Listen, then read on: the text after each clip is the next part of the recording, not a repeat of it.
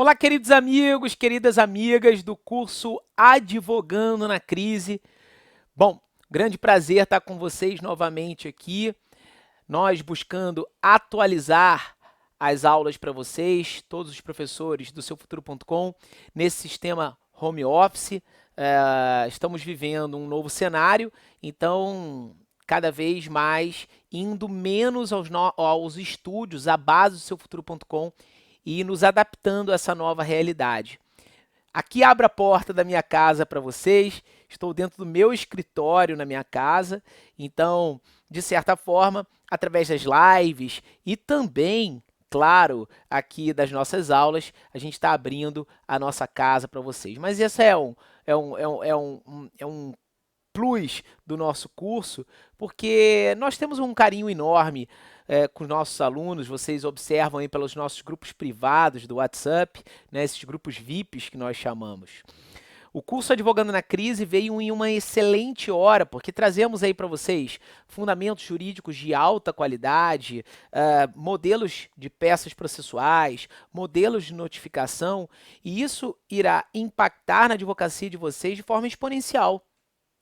É muito bom contar com professores que estão atualizados, muito conectados a todas as situações que estamos vivenciando hoje. Recentemente eu li um texto no Migalhas, no site Migalhas, de um querido amigo, o professor André Abelha, e gostei de um fluxograma. Nossa, eu amei um fluxograma que o professor André ali colocou. E eu sou um fanático aí por mapas mentais, fluxogramas. Vocês que têm a minha obra Direito Civil sistematizado, eu boto diversos fluxogramas no final de cada capítulo. E agora, vocês vão ver aí na tela o fluxograma que eu trago do professor André. Então, vocês vão observar aí no estudo, tá, alguns apontamentos relevantes que ele faz aqui nesse estudo para todos vocês. Apontamentos esses que valem a pena ser analisados. Então, percebam, a gente tem aqui o estudo do Covid, né? O Covid-19. Deixa eu mudar aqui que eu vou escrever com o mouse, né? Eu vou tentar utilizar aqui o mouse. Eu vou colocar no marca-texto, pessoal. Covid-19 e o impacto, tá? E o impacto nos contratos. Seja um contrato de consumo, seja um contrato pautado numa relação locatícia, seja um contrato pautado numa obrigação civil. Então, a gente tem aí discussões no nosso curso de mensalidades escolares, transporte escolar, cursos de línguas, financiamentos imobiliários, financiamento de bem imóvel, a questão toda relacionada ao direito das famílias também, que passa por uma grande mudança, né? O direito privado não vai ser mais o mesmo. É um novo cenário que a gente vive. Muitos autores estão falando de uma legislação extraordinária, o dever de renegociar, acho muito válido, mas nem em todos os pontos concordo com alguns autores. Cito até um texto brilhante publicado pelo desembargador Marco Aurélio Bezerra de Mello, professor que é de grande experiência, foi defensor público, hoje está como desembargador. E Marco Aurélio ele publicou recentemente sobre esse dever de renegociar no Migalhas também. Brilhante texto, vale a pena a sua leitura. Você vai achar lá no site. A gente tem colocado na área do aluno diversas decisões para vocês, também de grande relevância. Bom, mas então vamos voltar aqui ao nosso fluxograma, né?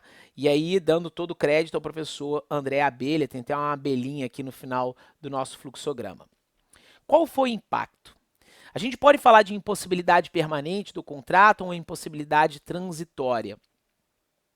Eu defendo a ideia da impossibilidade temporária, transitória no caso concreto. Eu não defendo a ideia de estarmos diante de uma impossibilidade permanente. Mas é algo para você pensar. Tem fundamentos para ambas as partes, com toda certeza.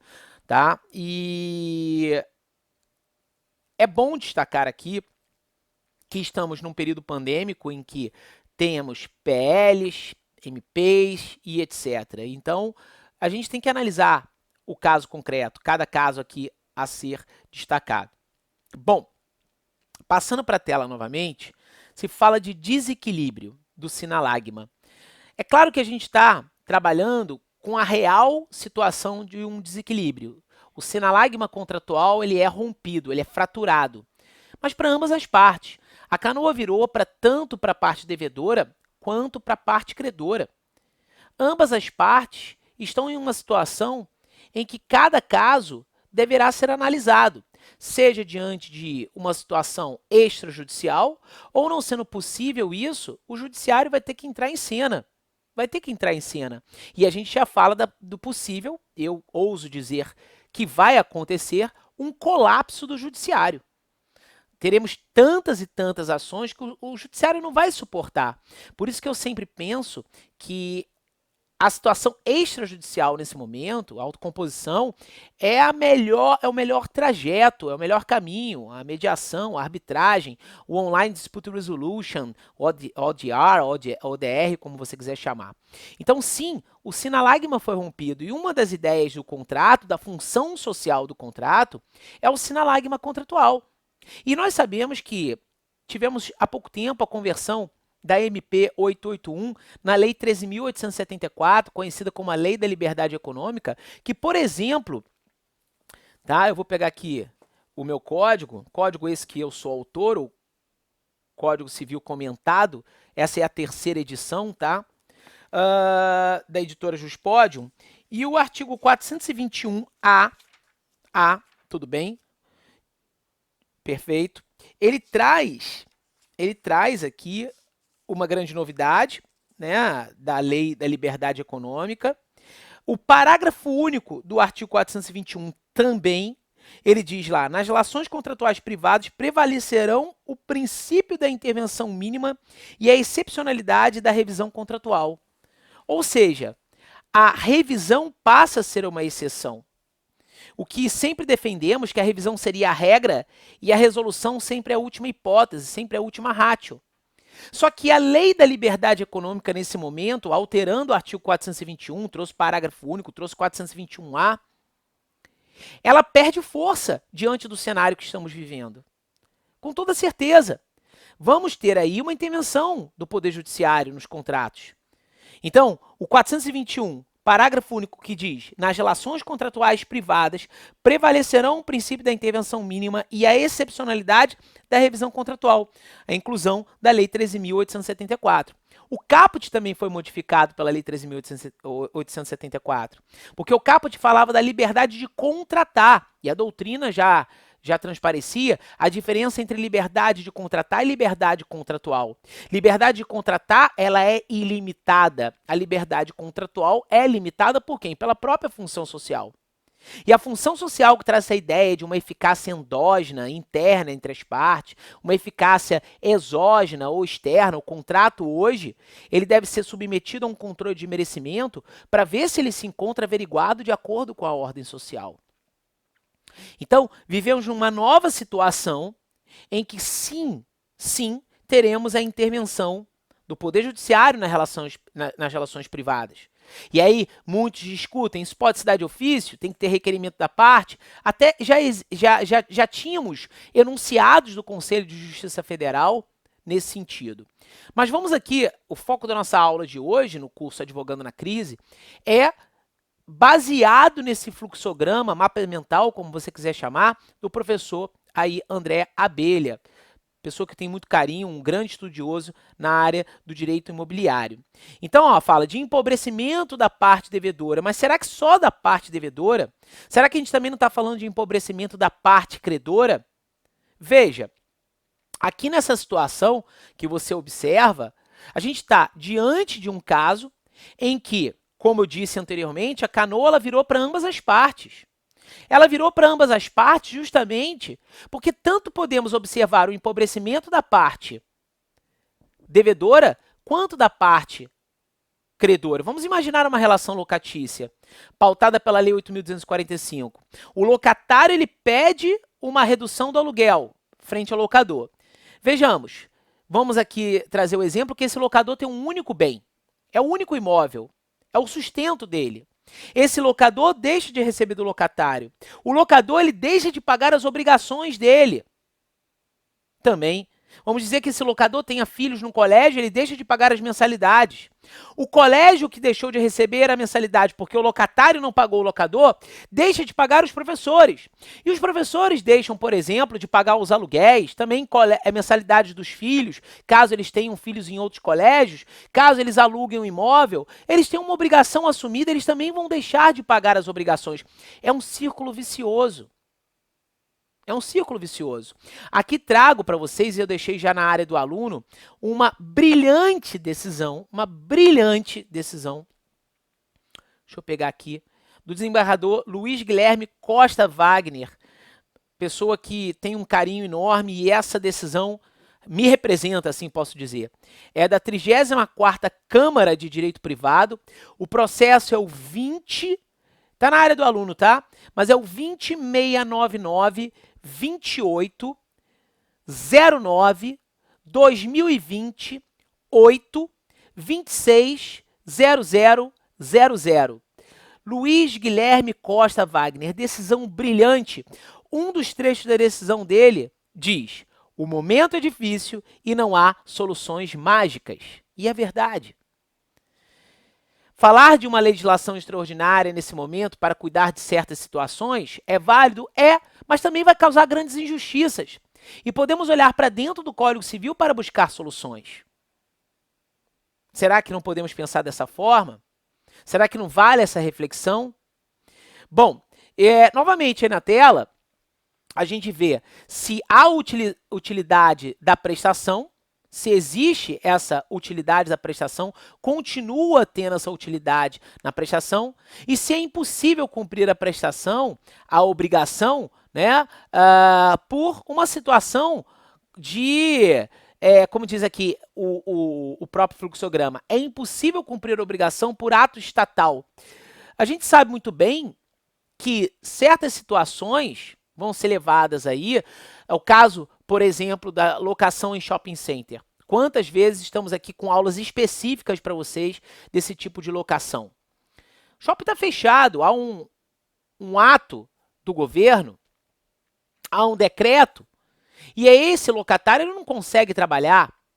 Mas o que deve deixar de ser pago? Todas as obrigações, valores de cobrança para se manter o estoque, por exemplo, daquele locatário em segurança, valores relacionados à publicidade, o próprio valor do aluguel. Será que ele deve ser suspenso na totalidade? Será que ser equilibrado? Será que ser justo? Então, é a questão do bom senso. É a análise profunda da boa-fé objetiva, esse dever de confiança, pautado no Glauben do direito alemão, no Treu da lealdade, Treu e Glauben, em todas as fases do contrato, porque o artigo 422, queridos amigos, lembramos aqui, ele peca juridicamente, que diz que a boa-fé objetiva só deverá ser observada na fase de conclusão, bem como na fase de execução do contrato. Mas a grande verdade é que cito os enunciados de número 25 da primeira jornada do Conselho de Justiça Federal e enunciado de número 170 da terceira jornada do Conselho de Justiça Federal, que tanto as partes como o juiz devem observar a boa-fé objetiva em todas as fases do contrato. E aí eu volto aqui com vocês. O credor é obrigado a receber a prestação ainda útil. Aí a gente vai falar de inadimplemento aqui, né?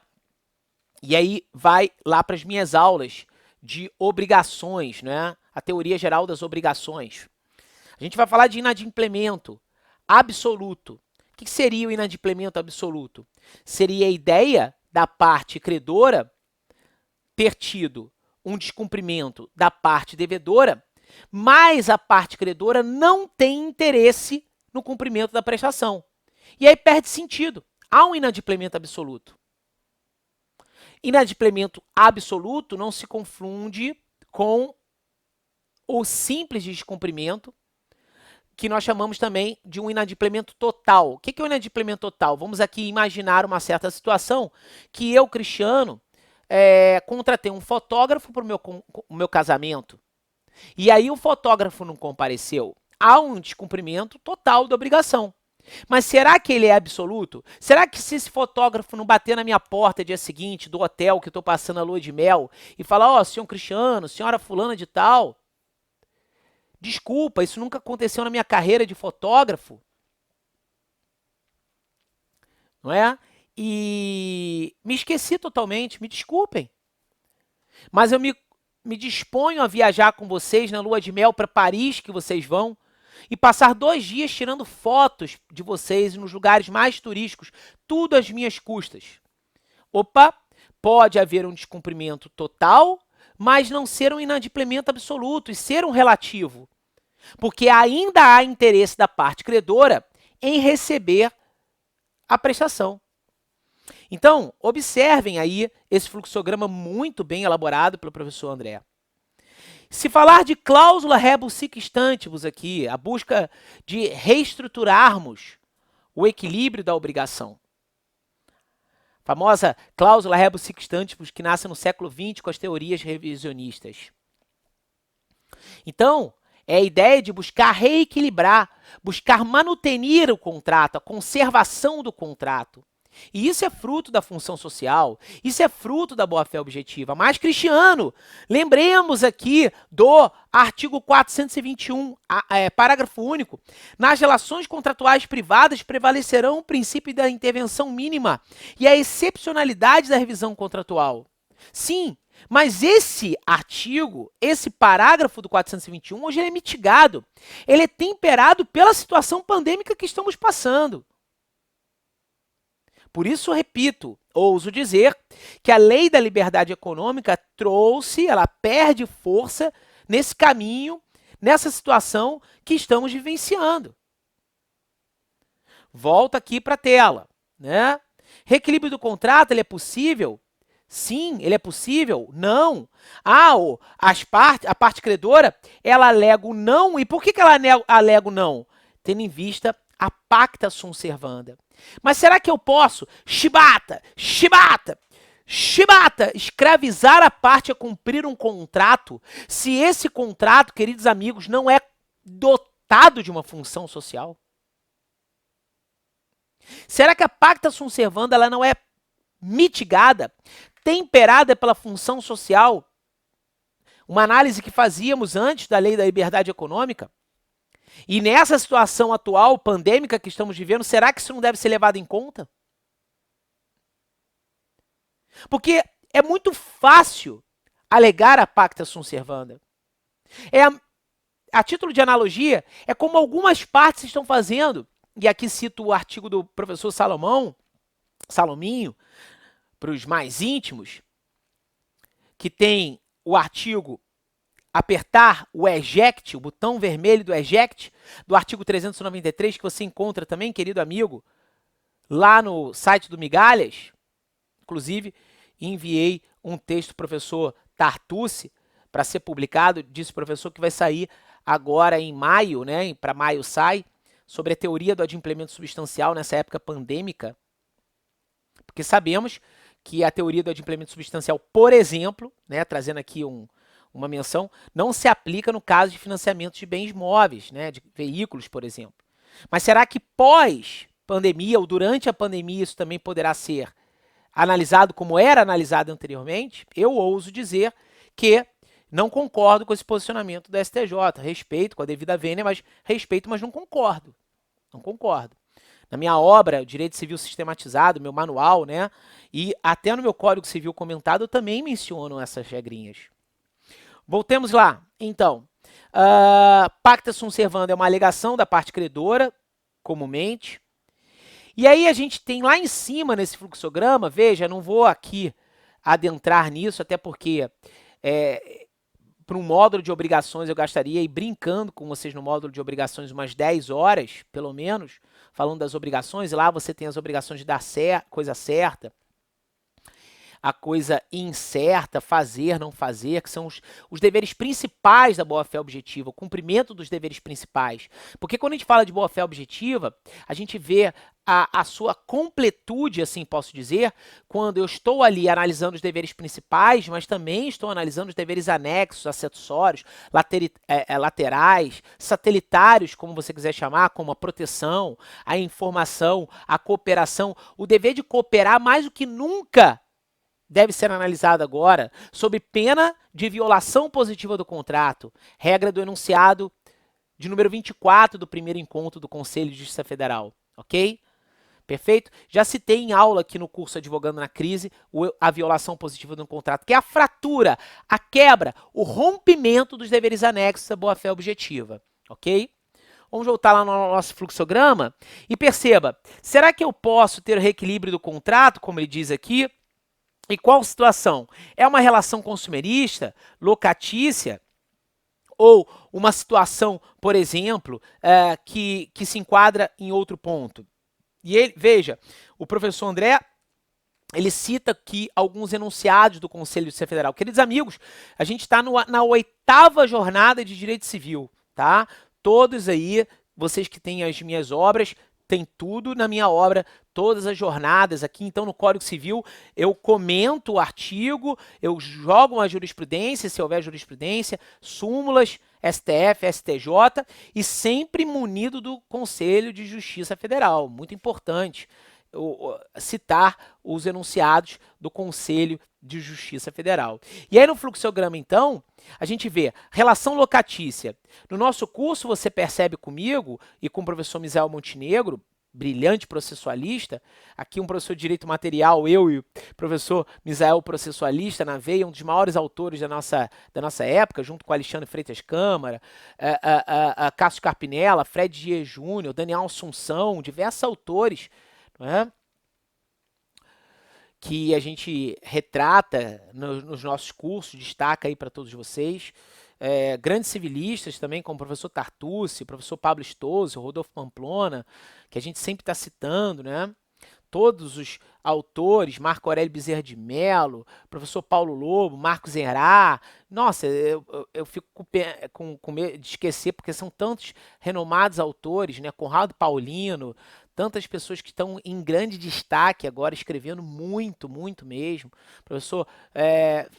Professor Simão, que gosto muito dos escritos dele, sempre muito bem colocado.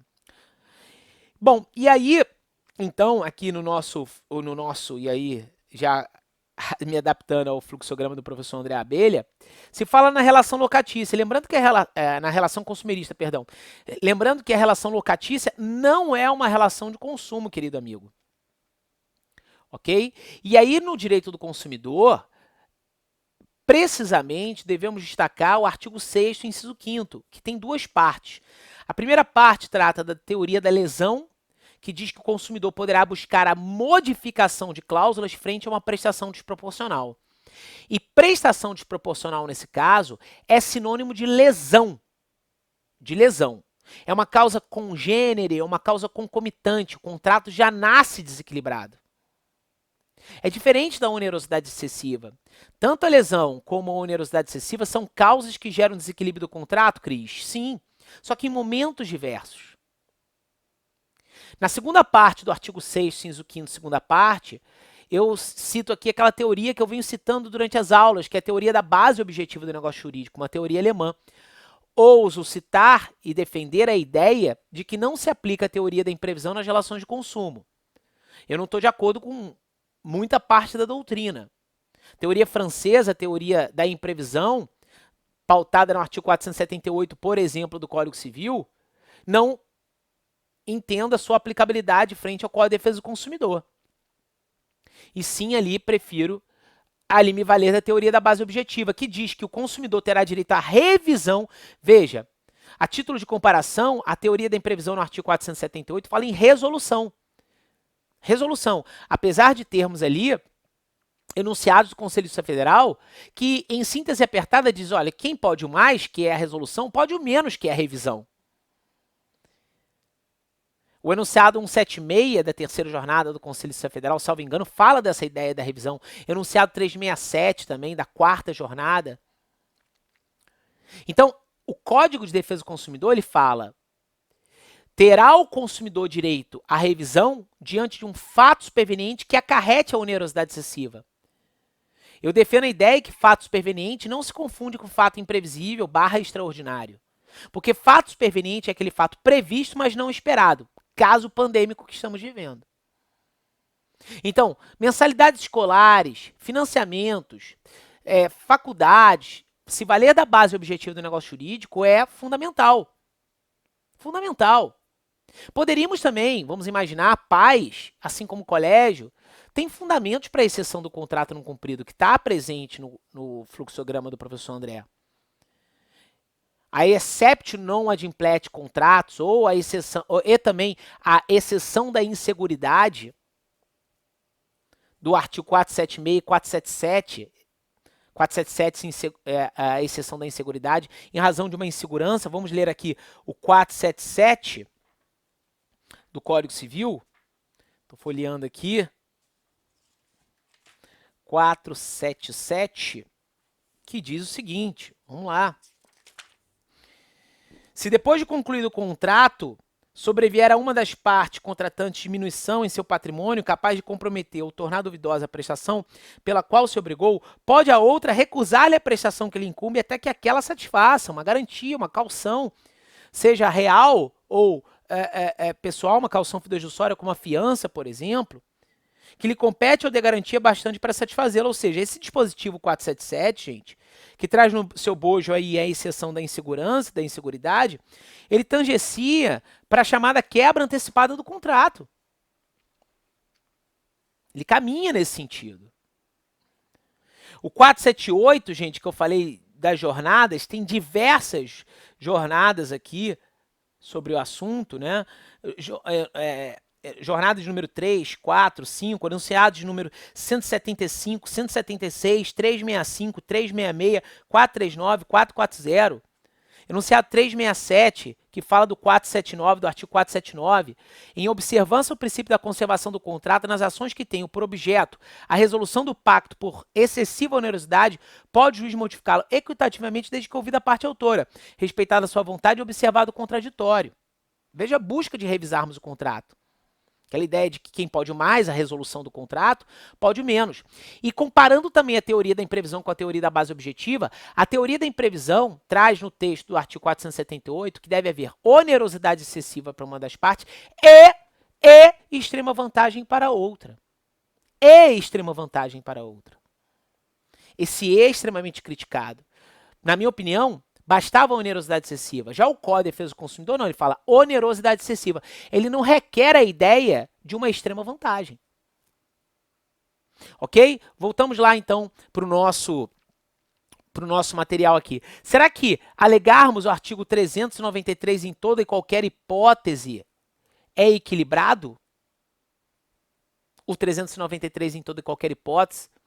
Destaco esse texto do professor Salomão, no Migalhas Contratuais, tá? Texto excelente do botão do eject, do artigo 393. E aqui, amigos e amigas, importante destacar essa parte que está aqui também desenhada aí pelo professor André, na figura de outras figuras aplicáveis, abuso de direito, 187, a redução da cláusula penal, 413, é possível reduzir essa média aritmética de antecipação de perdas e danos. O artigo 413 ele diz que deve o juiz reduzir. E aí a cláusula penal, se ela for exorbitante, por exemplo, mas será que aqui eu defendo nas relações locatícias que essa cláusula penal não deverá ser cobrada, não poderá ser exigida por uma quebra do contrato, já que o locatário, por exemplo, não deu causa. A causa foi a situação pandêmica, um fato superveniente ao contrato. E aí sim, poderíamos falar, você que defende o locador, está por parte do locador, vai querer exigir a multa. Mas se você está defendendo o locatário, vai falar, cara, mas eu não dei causa ao negócio, ao descumprimento. É a situação da pandemia que está trazendo essa situação aqui. Então, por esse motivo, não deve ser cobrada. E se for cobrada, pode o juiz reduzir? Deve o juiz reduzir, perdão? Porque o artigo 413, que trabalha com a função social do contrato, claramente, a função social da obrigação, a função social da cláusula penal, tem que ser ali analisado. Um diálogo entre o 413 e o 421 do Código Civil. Percebam essa situação. E não deixem aqui, lembrei aqui, de se matricularem no Congresso Advocacia 5.0, do dia 4 ao dia 8 de maio, gente. Congresso inteiramente gratuito. Para quem quiser certificado, vai ser cobrado. Mas o congresso inteiramente gratuito são mais de 20 palestrantes, palestras incríveis. No meio dessa crise nasce um monte de oportunidades.